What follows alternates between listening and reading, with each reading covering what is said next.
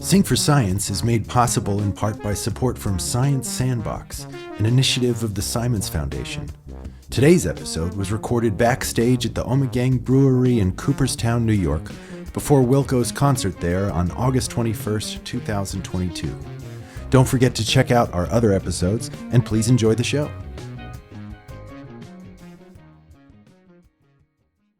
So we take this virtual reality for the real thing, and then because we need to simulate as much of the world as possible just to be able to survive and to predict where things are going, we are part of the world, so we need to simulate ourselves, and that's where the snake bites its tail, and you start trying to think through it, and you get into this infinite regress. How can I simulate something that simulates something, which simulates something, and so on? And this vicious loop, this is the focus of this mystery, what people perceive as the mystery of consciousness. Your mind's a machine. It's deadly and dull. It's never been still, and its will has never been free. Welcome to Sing for Science, the show where musicians and scientists talk about music and science. I'm your host, Matt White. Each week we'll talk about a song by our guest artist and how it connects with our guest scientist's area of expertise. Today we'll be speaking with Jeff Tweedy, lead singer and founder of the hugely influential band Wilco. Their 2004 song, Less Than You Think, is a two-part piece that references theories of mind and atheism.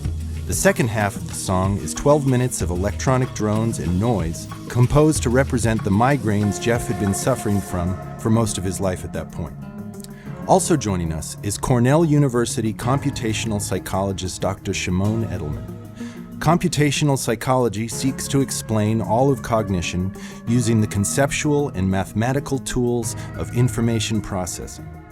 Dr. Edelman's forthcoming book, The Consciousness Revolutions, makes the case that human consciousness is the product of a virtual reality simulation created by our brains.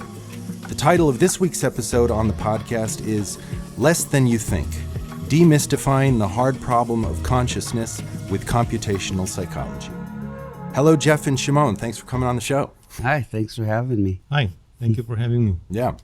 So, Jeff, I was hoping we could start just by going over the opening lyrics to Less Than You Think. Sure. Remind me. Yeah, okay. Your mind's a machine. It's deadly and dull. It's never been still, and its will has never been free. So it's not every day that you hear a track from a Grammy Winning Album that makes claims as bold as those about theories of mind. So, I mean, what do you remember about coming up with those lines? I think that a lot of times, just because I sing something doesn't mean that I can believe it intellectually or emotionally. I don't really strive to sing things that I think are true. I strive to sing things that create a certain sensation inside of me that feels like it's the right thing to sing. Sometimes that's mostly based on discomfort. If I'm singing something that makes me a little bit uncomfortable, I feel like it has some value in a way to share those thoughts. Yeah. I don't not believe those lyrics, but I also don't know that I do understand those lyrics. And I don't feel like I'm supposed to necessarily understand all of my lyrics either, you know? So like the boldness of the claim actually is what might cause the discomfort? The boldness of the claim, I'm sure that you've encountered this quite a bit. It's a concept that not many people feel very at ease with, I don't think. It's worth asking you to talk a bit about the words to the chorus, as they're staggeringly beautiful. I'll refresh your memory on those too. As your spine starts to shine, you shiver at your soul. A fist so clear and climbing punches a hole in the sky. So you can see for yourself, if you don't believe me, there's so much less to this than you think. So it seems to me that those are kind of making the case for an atheistic worldview. Or not. I think it's a reaction to the first lyrics. I think that I wrote the emotional response to the first lyrics is the chorus, and it's meant to provide some sense of catharsis in the face of a cold estimation of existence, you know? And it doesn't necessarily need to be based on religion. Music is a religion in some way, or like spiritual for a lot of people, and myself included. There's a spiritual nature to the ability for music to express things that are difficult to express with words. And so that's what I feel like those lyrics are saying, is like, we could stop thinking about this and trying to understand the unknowable and just share our ability to make something beautiful and communicate beauty. Yeah. Your book, which I also want to talk about, emphasizes the importance of doing as much. But while we're still on the topic of spirituality, you said something on Mark Maron that I found really arresting. You said, you were talking about your conversion to Judaism when your son was doing his bar mitzvah. And correct me if I've got this wrong, but the rabbi said a belief in God is not required, but instead only the search for God. Or even just the search for not necessarily God, but for the sacred. How do you distinguish between all three? I don't know that I do. I think that I could describe it as inspiration. I could describe it as connection. It's just an intentional effort on my part to exist in the presence of something that I find meaningful.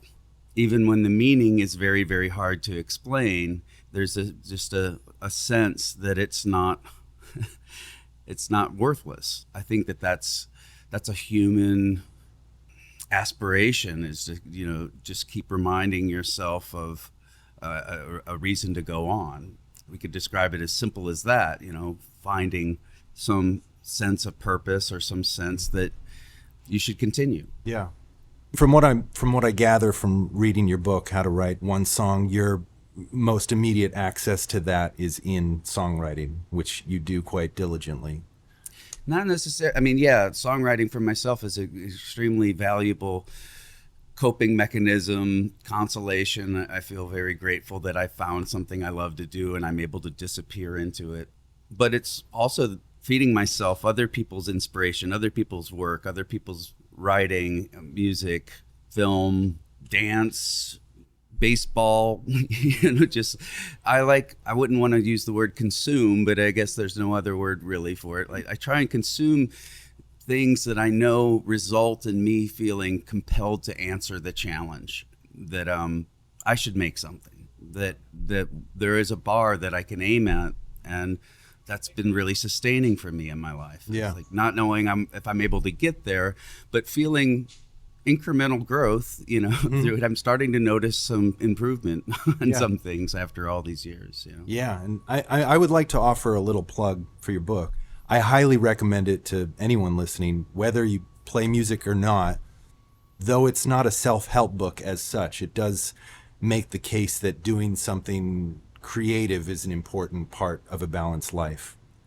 Yeah, well, I mean, I feel like an advocate for creativity, for sure. I think that there's a real benefit to intentionally spending time with your imagination as a practice. Whether it results in songs or poems or anything like that, I don't think that that's necessarily the point. I think the point is that a lot of people have convinced themselves that they're not creative, and they do things that kind of emulate the state of creativity. Like, in other words, I think that a lot of people do things that are like a time suck, where they disappear and the you know, rigid feeling of time goes away, and that's all really great. I guess it's probably beneficial for everybody, but I think it's more human and helpful to intentionally spend time with your imagination and remind yourself you have an imagination. I do believe everybody has an imagination. It'd be almost impossible to get home if you didn't have the ability to improvise. Totally. And I see kind of a through line. I mean, in spite of what you'd said earlier about not necessarily having to believe the lyrics that you write, and I feel like it's the conceit of both the book, from what you say in the intro, and what I interpret from the lyrics, that it's almost like you're committed to relieving the listener and the reader of what are maybe misconceptions about these things that people typically find out of reach, be it songwriting or these ideas about spirituality or the mind, these kind of out of reach. I think there's a lot of I'm sorry to talk over you. I think there's a lot of insecurity in the people that do what I do and people that create. And there's a certain amount of gatekeeping that goes on and how people talk about this thing that they do. I don't think it's intentional, but I think a lot of people like exalt themselves as being a conduit for the universe, or things like that I feel are, I don't know, just a little bit self-aggrandizing, Sure. you know? And I only thing I can chalk it up to is that there's a certain amount of fear that if everybody does it, I'm not going to be so special or something like that, or I'm going to give away my secrets. I got asked that question about this book quite a few times. Do you feel like you gave away your secrets? And I'm like, no, Yeah. because I feel like if I use this process or these processes repeatedly and they don't result in the same song, Yeah. so why would I think that somebody else is going to use them and write one of my songs? And if they write the greatest song that's ever been written, don't I benefit from that? Right. No, 100%. And if you don't mind, could you tell our listeners a little bit about those processes? Some of the exercises I found really helpful. Or you talk a little bit about free association, writing right before and after sleep, and also the thing that I kind of really glommed onto was the writing gibberish lyrics. And you said that our brains will seek out a pattern, and then you can actually make lyrics from those. Yeah, that's a good process to explain. You know, I think that I've listened to so much music, and the vocabulary I have for songwriting is such that I can sit down and make up a chord progression, and then my mind wants to hear language even though I don't have language yet. It kind of knows where it wants the melody to be, or maybe I have to work on getting a melody together, but it kind of knows what it wants to sound like. Yeah. And so I've over time liberated myself to just sing what that sounds like into a recorder, some kind of like my phone or in the studio. And it's not language. I can play these tracks for people and they will be convinced that there's language there, that I have words finished sometimes. Yeah. It's pretty, if you mix it pretty low, it's pretty convincing. Didn't you say to Mark Maron that some songs that don't have finished lyrics? There are some songs that are out in the world that don't have finished lyrics that have, but people don't want to believe that. So I just wanted to do it as an experiment to see if anybody ever noticed. And I'm sure that they've come up with some lyrics for those just the same way I do. But that's what I do after I have this version of a song. I'll listen to it repeatedly and just transcribe what I think I'm hearing. And then over time, it starts to make more and more sense. And then I'll just put the song away and I'll just look at the words. And almost inevitably, I discover something that I would never have allowed myself to say, but isn't gibberish. It isn't meaningless. It's a lot of times it feels important, you know, but it's something I would never get to if I sat down and said, well, I'm going to write a song about drug addiction and here's how it goes. And these are the main points I want to get across. Music doesn't really need to work like that because the melody is contributing so much meaning as well. A lot of these exercises that you promote in the book are kind of designed to override that self-editing impulse, right? Which it's so important. I would be remiss if I didn't try to talk about the song's most standout feature, which is the 12 minutes of noise at the end. And just so our listeners know, you included that to represent, at that point, you were experiencing very well-documented migraines, because I've seen the Wilco documentary. Could you tell us how you approached putting that together, that section? Well, first of all, I still have migraines Oh. periodically, but not as bad as, or not as frequently as I did then. I don't know why I felt compelled to make that clear, but No, it's important because for some, I get in my mind it's in the past. It's Yeah, like yeah. you're in recovery. Yeah. Migraines went with it. no, it's just been a constant in my life. But I don't feel like that piece of music sounds like a migraine. Okay. I feel like the experience of it is analogous to a migraine Yeah. to some degree, in that it goes away very imperceptibly. Imperceptibly? Sounds right to me. Perceptively? I'm going to say imperceptibly. That's my Okay. guess. Oh my God! I'm sitting across from a scientist, Yeah, I and know. I can't speak. But anyway, it just fades away and leaves a little bit of an aura, kind of like staring at a bright light and closing your eyes. You know, when a migraine goes away, there's a certain euphoria, but there's also a little ghost of it that continues to exist. And the way that it's constructed is that everybody in the band set up a instrument that would play itself, either by, you know, a guitar that would continue to feed back against an amplifier would be the simplest one. Some of them have drink stirrers taped to the strings so that they are spinning around, and like I think there was a box fan blowing on a microphone, turned up really loud. Lots of modern electronic instruments will play themselves. So you just set them all off, and then we just recorded it for a long, like a whole reel of tape. The original version of it is that part is a half an hour long. Okay. And the mix is Jim O'Rourke's, you know, really expert, almost cinematic ability to kind of extract a narrative and a shape out of all of these sounds. But it was to relate first and foremost to the idea of no free will. You know, like here we're making a record, but none of us are playing anything. We're not actually in control of any of this. And then over time, it was included on the record because I did feel like there was such a bad period for migraines that it had this resonance for me that felt analogous. Yeah. In preparation for today, and I should note the reason why I'd asked both of you to join here is because of an Ezra Klein interview. I heard you talking about your fascination with consciousness or things that are ineffable that you can't necessarily understand.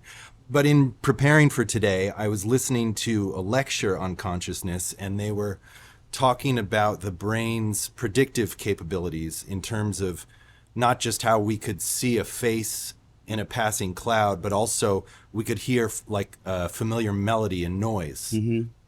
Oh yeah, I can't listen. I listen to all kinds of things all the time, my whole life, and especially when I'm recording or making songs up, I tend to not listen to song-based music. Yeah, I tend to listen to recordings of nature or machinery or things like. I love listening to just sounds because the more rich the harmonic, I don't know, noisiness is, the more my brain does do that. It does pick out a melody, or it starts to hear a pattern that I mean, I almost always get more inspired to play the guitar after I listen to something like that.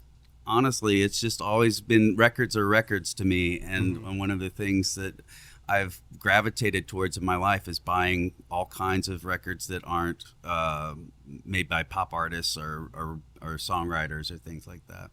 You know, one of the things that happened with that song, by the way, and I don't know if I've told this story before, but my wife gave that CD with Less Than You Think on it to a friend of hers who's not particularly adventurous in her music listening. And when that song came on, she must have had it kind of on the stereo, not completely loud or anything. She drove straight to a garage and told a mechanic that her car was making a weird sound. And he got in and turned her stereo off. And he said, is that it? Yeah. Well, without further ado, let's get some insight from Dr. Edelman. And perhaps a good way to start is if you could give us some working definitions of what consciousness is, according to the popular ideas. It's a multi-tiered thing. We all have an idea of what it is because we are conscious. For as long as we are conscious, we have an idea. But people rarely pause to consider selfless varieties of consciousness. For instance, the type in which some animal, doesn't have to be a biological system, but So far, typically we have animals doing that, like a single cell animal is aware of its environment and responds to the environment and sometimes takes initiative. So those are the basics of selfless consciousness. And then on top of that, animals that can afford it build more complicated varieties and then become self-aware. Mm-hmm. And the epitome of that is we start digging into our self-perception and reflect back. Consciousness reflects back on itself, and that's what commonly goes by the name of consciousness. But I always try to make the point of bringing into the picture all sentient creatures, as the expression goes, because sentience is this basic phenomenal awareness, what's called the basic phenomenal consciousness. Okay. The definition that I hear most frequently, consciousness is what it's like to be something. Well, that's Thomas Nagel's litmus test for consciousness. Presumably, there is nothing that it's like to be a rock, but there is something it is like to be a sentient being because of the sentience, the sensing of the environment. And as helpful rules of thumb go, this is a very useful one, of course, very widely known one. But it doesn't explain what it is. It just tells you if that's present, there you have it. That thing is conscious. Yeah. And we should also include what Chalmers calls the hard problem of consciousness, which I imagine you argue is not a hard problem at all. Yeah, well, Chalmers is an old-fashioned dualist or defeatist, if you wish. I'll probably get into hot water for this. But from first principles, he thinks he can plausibly deny the possibility of ever reducing consciousness to any kind of physical process, and he calls that reduction the hard problem, which, I think remember Richard Bach used to write kind of self-help books and mysteries about consciousness a long time ago. He has a phrase, argue for your limitations and surely enough they're yours. I don't find the problem of explaining consciousness particularly hard or harder than other deep problems in science. And by the way, very interestingly, Chalmers is now into exploring what he calls the meta hard problem of consciousness. Why is it that most people have the intuition that the problem of consciousness is hard? So everyone is having a lot of fun. He's a great guy. When I first got to Cornell, he was the second person I invited for the colloquium I ran. I really appreciate his work. I don't think the problem of consciousness is all that hard. Yeah. So what is your take on what consciousness is? So the most basic kind, the one I mentioned before that we share with bacteria, it all boils down to discernment, as in this, not that.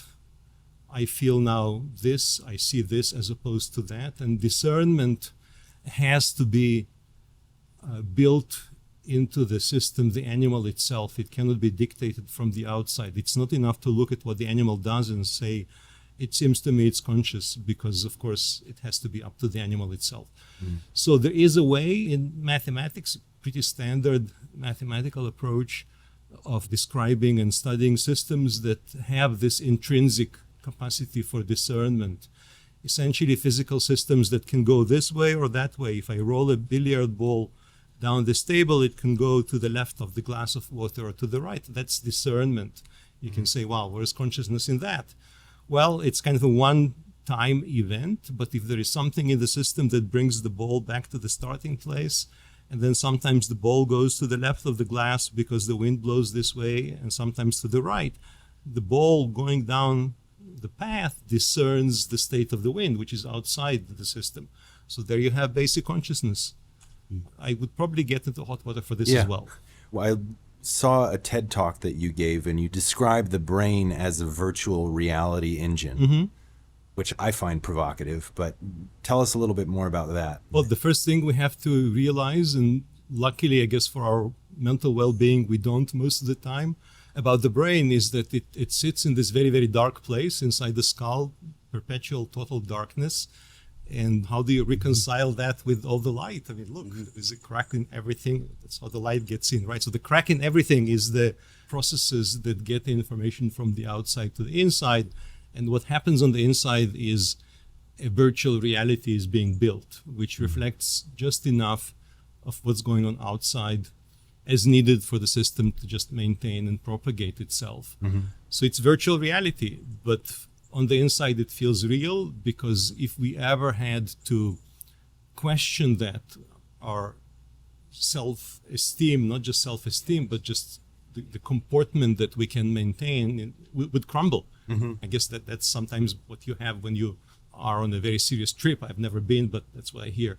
Reality crumbles for you. You don't just intellectually realize this is all a setup, but you feel it. Yeah. That would be very bad. It's not a normal state in which a system can persist for a long time. But if the three of us can say this table is black, where is a reality that's virtual about that? I mean, if we're dealing with a shared reality, that's where it kind of breaks down for me. I guess I have a hard time getting my head around it.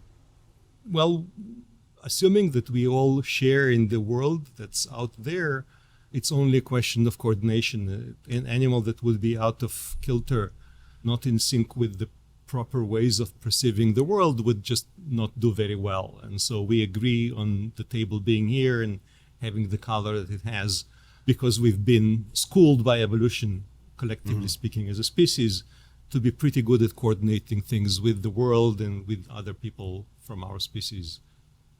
Okay. The part I get hung up on is why the brain is as isolated in your description. Isn't it just part of a system that uses our skin, uses all these other cells in our body? Yeah, definitely. That's a great observation. I was going along with Matt's phrasing, which singled out the brain, but there's a great movement out there in my corner of the sciences that promotes this idea of embodiment. Brains are embodied. Bodies are an essential part of the computations that the brain carries out. So absolutely. And our ownership of our body is a central part of our sense of the self, and also the agency, the fact that we can make our bodies do what we want them to do. And that actually reflects on them as being part of us. That's, for me, the proof that this is part of me, is I can tell it what to do. I can tell my fingers to do this or that. So great observation, yeah. Well, let me ask you to tell us a little bit about computational psychology. It just seems like such a menacing sounding discipline, because I know you have a background in computer science. So I want to know just kind of a basic definition, and specifically, is this a metaphor, or is there something more direct happening in your opinion? It's as far removed from being a metaphor, as close to being a literal thing as you can get, for simple reasons of physics, which I'll get to. But I want first to flag a connection. I think it's a great connection to the song, Jeff's song that we discussed earlier, Less Than You Think. The first reaction I get in class is that all there is to it, just some computation. That's pretty demeaning. That's threatening. I feel threatened. I used to get reactions like, what prevents me from taking a machine gun and just killing everyone? And I would say, why is that the first idea that comes to your mind? Like, okay, so you're a bunch of computations. As to why we are a bunch of computations, like everything is, if I take this very nice t-shirt rolled up conveniently and I let go of it, it falls. How does it know how fast to go and when to stop? It computes its trajectory. So the world, the universe, computes its next state from microsecond to microsecond. And brains do that as well, except the brains do some extra things, which is precisely what I mentioned earlier, which is representing what's outside of them. So the shirt, I can say this represents maybe a piece of chalk that I would throw, and it does the same trajectory. But that's my interpretation. Intrinsically, this doesn't represent anything. Brains do. So they compute, because all of the universe computes itself, its next state, but they compute things which are useful for them to keep maintaining themselves. I hope this makes some sense. Can you talk more about the computing part? What's happening? So I'm looking right now at you guys through two eyes, but I don't see double. How come? Not only I don't see double, what I see is actually neither of the two pictures, the two images. Close one eye, close the other. The world seems to move a bit. So what I see is neither this nor that. I see what's computed by actually highly non-trivial series of operations that melds the information from the two eyes to compose one whole. So the first thing a sighted person gets when they open their eyes in the morning is a proof that their brains compute something which actually would not exist. This picture would be nowhere if it were not computed by the brain. And I can go on every sense, everything. And in fact, the fun challenge, the fun part of teaching this course on computational psychology is me offering my students a standing challenge. Come up with anything, any aspect at all that you care to bring up about brain/mind, and I'll offer, at least I'll sketch a computational account of it. Maybe not give a full account, but tell you how to go about figuring out what computations go into it. Standing challenge on my part. You're welcome to participate. Yeah. How do you represent that mathematically?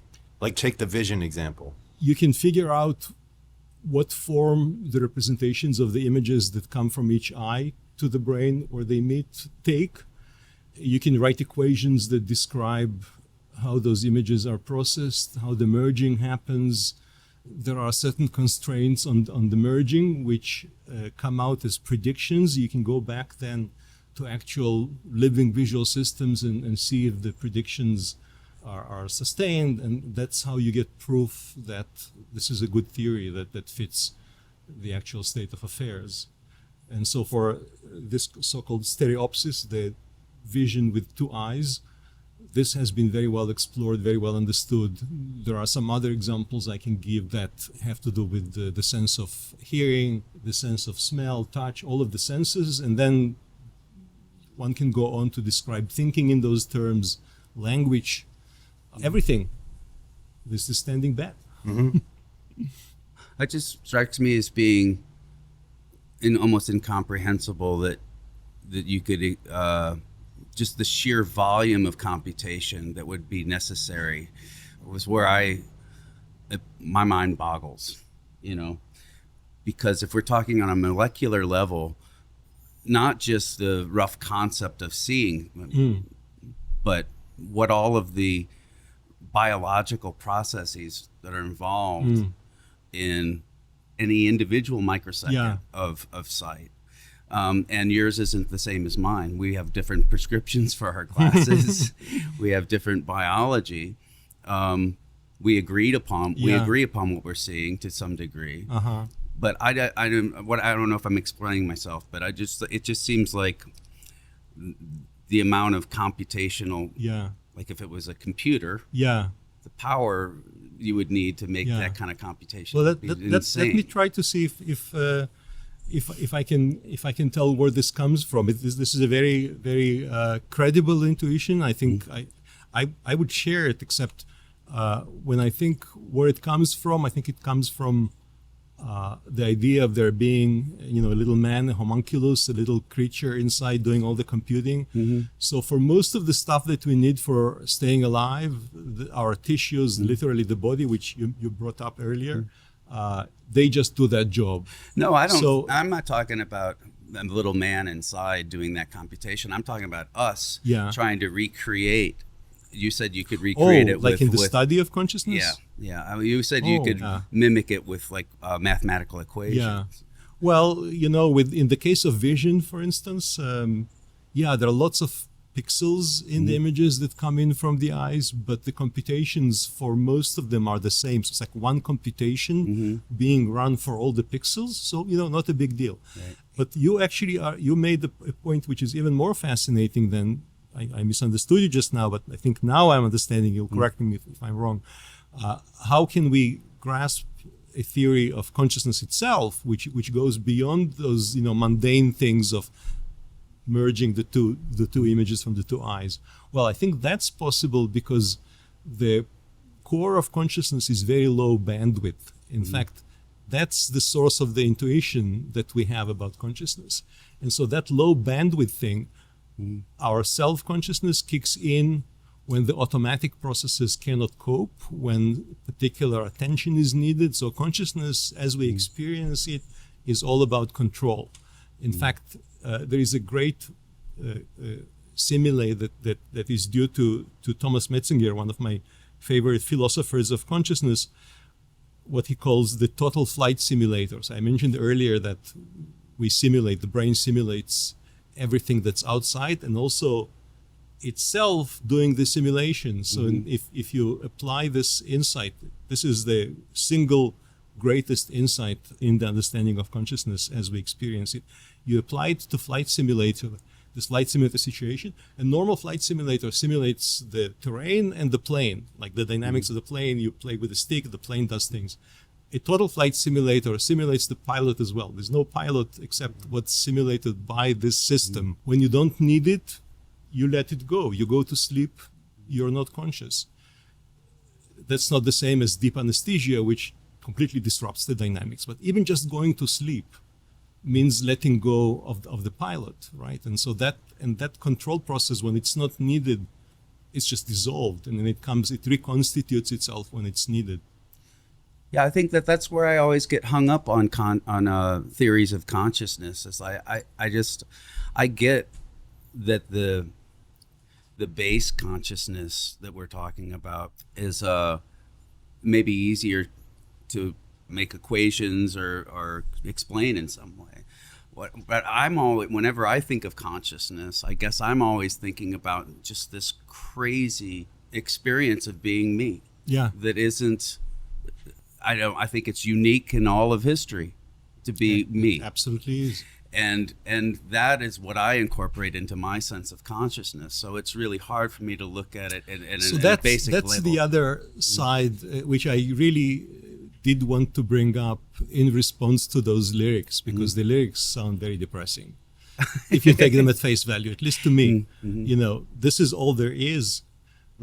So let me offer another phrase from Thomas Metzinger, what he calls the splendor and the misery of self-models. So, I'm just a bunch of computations, but look what I'm capable of. Look what you're capable of. This is mind-boggling in a good way. On the one hand, you have this realization, this is all there is. But then look, and there's this line in Shakespeare, which I cannot quote from memory.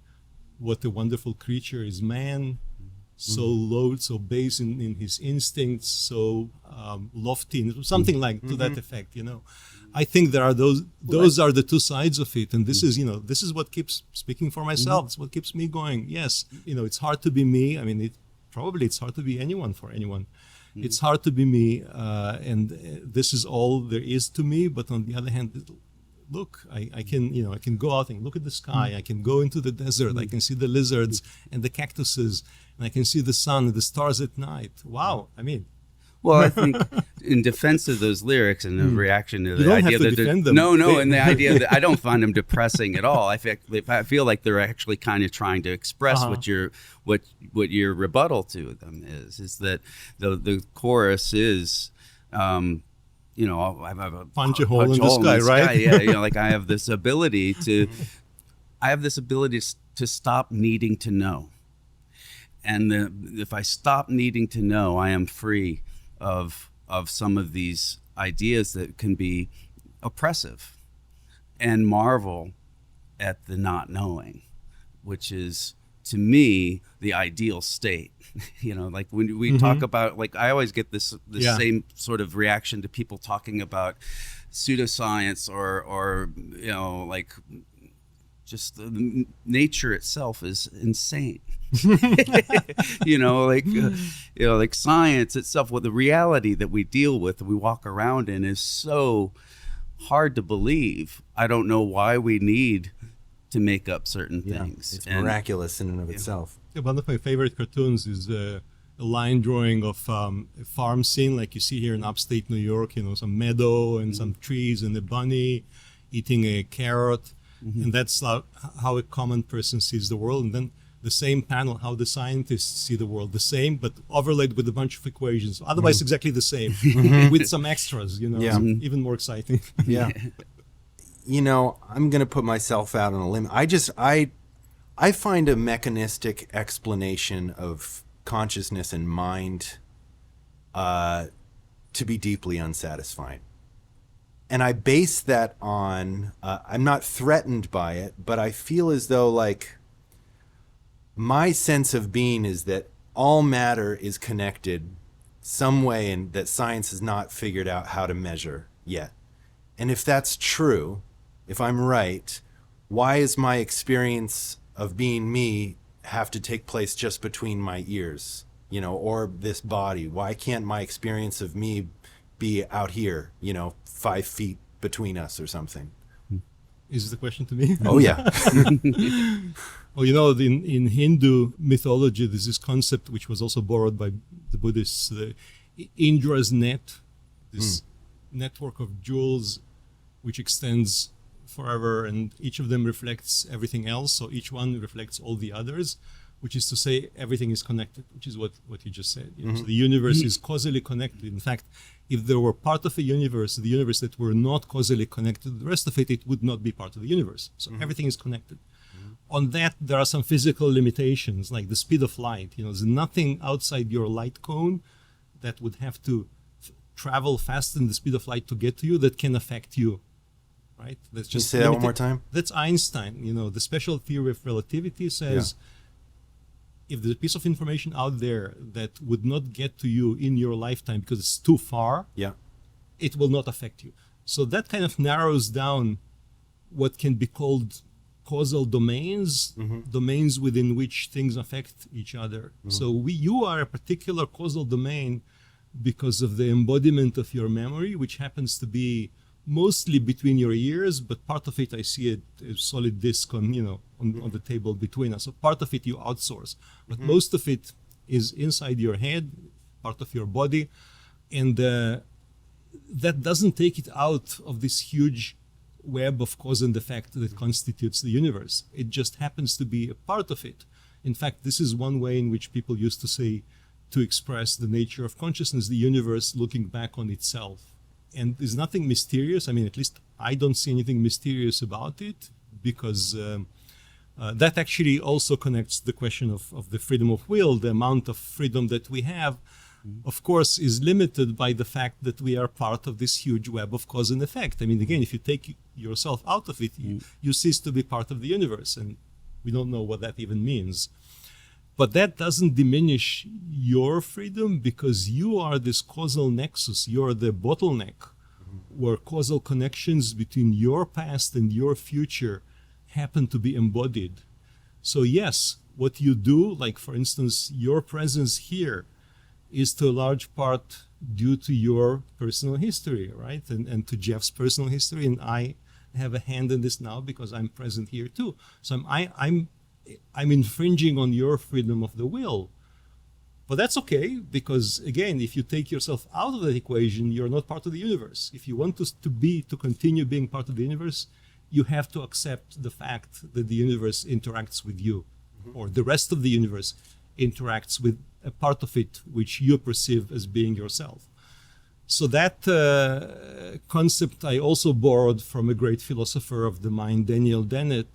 He calls it, he has a book, I think, subtitled, the title is Elbow Room, the subtitle is Varieties of Free Will Worth Wanting.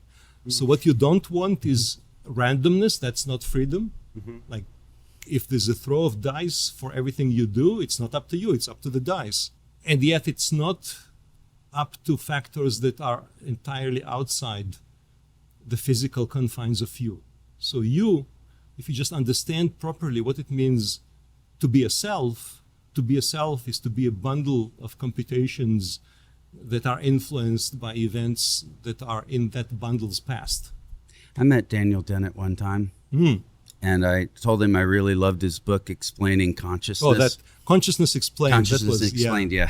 Yeah. That was... And he dismissed me pretty Really? pretty mercilessly. Did he say anything? No.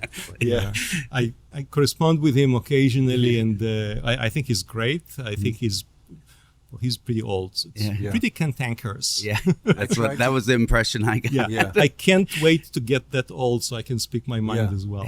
I should be, and I am forever grateful to Dennett for having actually co-edited a book that basically dragged me into the field I am, and I'm enjoying the hell out of it. So I'm really grateful to him. I want to say, first of all, what you just said is extremely philosophical, and as a result, for me, abstract and quite frankly feels like a little bit above my pay grade. So I just feel like I don't know if I'll ever really be able to grasp it entirely, but it makes me wonder, like, how did you end up in the Department of Psychology and not philosophy? Well, my first degree is in electrical engineering, and then I got a master's and PhD in computer science, and then I read this book, Doug Hofstadter's Gödel, Escher, Bach. Oh, yeah. The book that's called The Book That Launched 1,000 Careers, like Helen of Troy's Face launched 1,000 ships. So I got completely, my plans got completely subverted by that book. I decided I want to work on AI and the brain. And Okay. Matt, about your pay grade? Absolutely not. So I'm too conscious of the time limit that we have, but if you only just give me an opportunity to have a few beers with you, believe me, we emerge on the other side. Okay. Okay, and then I think you'll feel better. I have my head around it a little bit I better. guess it's inaccessible to me because I don't drink. Well, yeah, me neither. You'd mentioned anesthesia, and I know this comes up a lot when people are talking about consciousness. And I have a real curiosity about these different states. Anomalous experience in particular, and one that you hear frequently, because I've heard, like, people when they're talking about the philosophy of consciousness, they often say that it's not sleep, it's not awake, it's just the whole thing shut down. But you hear about these experiences of people who go under, and I don't know if they're out of body or near death or whatever, but they have this experience of being in the other room and they hear their family talking about them, or they describe to the surgeon exactly what happened. What does someone in your discipline make of that kind of thing, provided it's true? Well, there are people out there who study this actually experimentally. You can induce an out-of-body experience by very, very simple artificial means. I do it in class.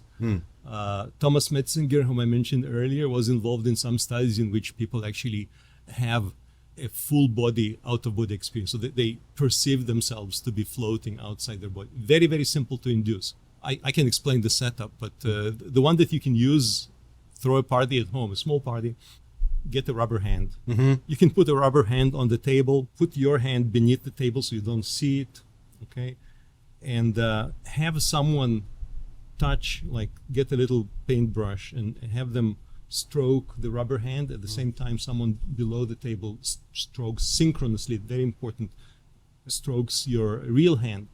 After about 30 seconds or maybe a couple minutes of this, you'll feel the rubber hand to be yours. And this is something to experience. I mean, I can describe, I'm describing it in words, but the experience is mind-blowing because you induce it like, it's not even a lab. Yeah. And so if that's how the system can be fooled, imagine what can happen when you are on some kind of medication or something wrong is going on with the brain. It's very easy for those things to happen.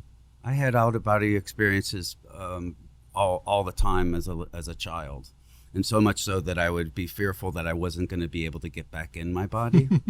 And I also think that there's a certain disassociation that was learned from having migraines to maybe remove myself from the situation. Yeah. Something like that. Yeah, so migraines, to my knowledge, have a visual component.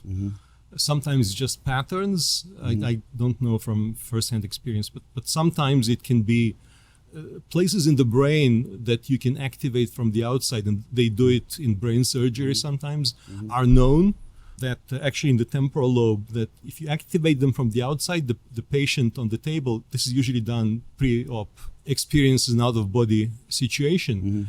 And if you have a focus of the migraine in the brain, the temporal lobe, you'll get an out-of-body experience. Absolutely. Yeah. I've never talked about it very much because it's always been something that people look at you like, yeah, all right, out of body experiences, right? You're in a safe space with me. Yeah, thanks, man. Well, I feel better now. Okay, good. You mentioned this earlier while we were talking, and I also read about it in your book, but you talk about kind of the end goal often with songwriting is being able to disappear, which I imagine is kind of a flow state sort of thing. How do you account for that in your discipline?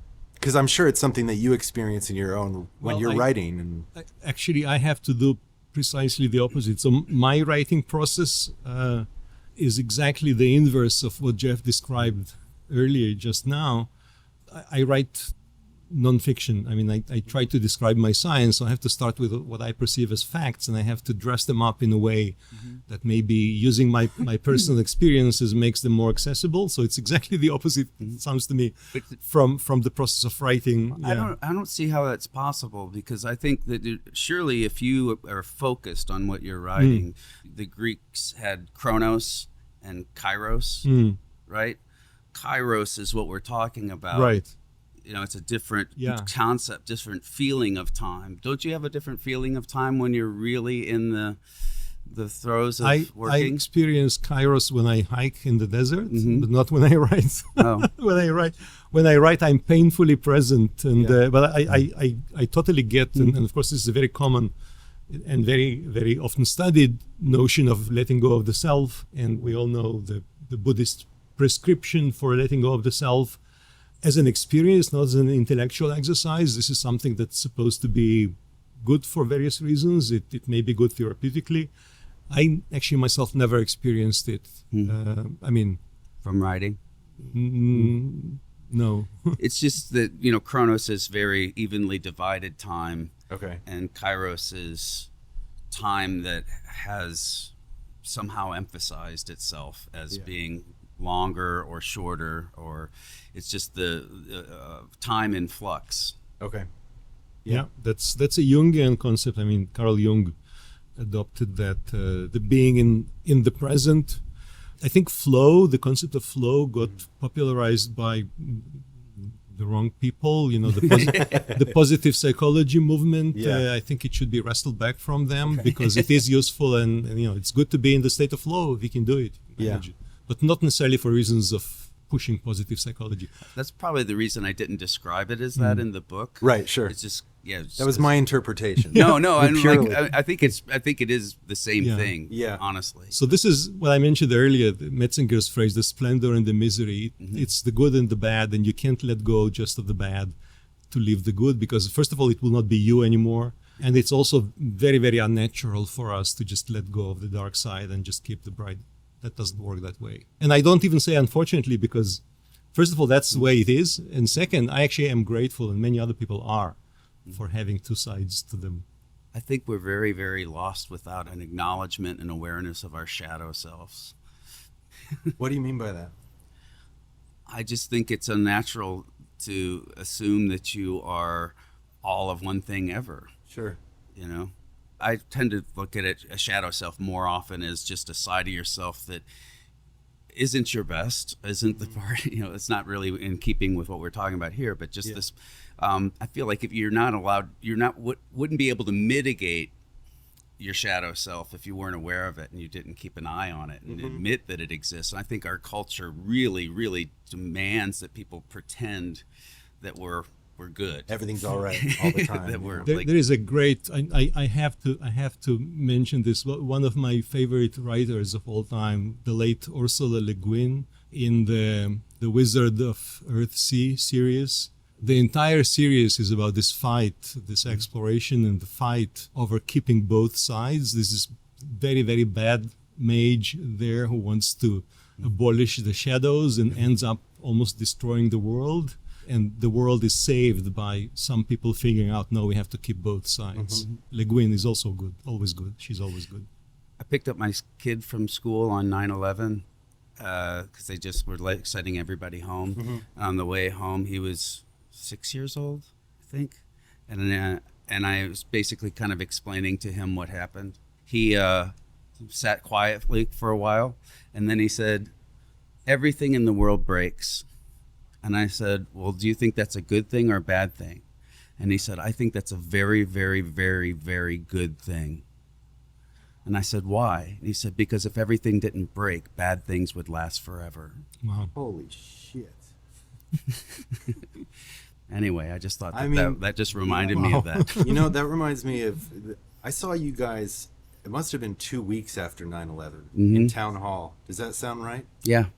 And it was really tense, and it was really quiet in between songs, and you were tuning your guitar, and often, I don't know if this is specific to New York, but people are often calling things out and calling song requests out, and it was very quiet. It was a charged atmosphere, and you're tuning your guitar, and someone requested an earlier Wilco song, and I said, misunderstood. And it was quiet, and you just said, aren't we all? Anyway, guys, this has been great. Thank you so much. Thank you. Great. Thanks for having me. Check out Wilco's latest album, Cruel Country, and the deluxe versions of the Yankee Hotel Foxtrot reissue. Keep an eye out for Shimon's forthcoming book, The Consciousness Revolutions, published by Springer Nature next year. For more information on his other books, research, and teaching, please go to his website, shimon-edelman.github.io. Sing for Science is co-produced by Talkhouse and made possible in part by a grant from Science Sandbox, an initiative of the Simons Foundation. Our music is by Panoram. Our mix engineer is Lou Carlozo. Social media manager is Bailey Constas. And digital producer is Keenan Cush. Special thanks to Molly Fulner, Andrew Yurden, Sam Whedon, Elena Oxman, Dave O'Neill, Tim Holmes, Matt Palmieri, and Jessica Linker for their help producing today's show. If you liked today's episode, please tell a friend about us and give us a review and some stars. For more information, go to singforscience.org and follow us on social media at Sing for Science. Thanks for listening.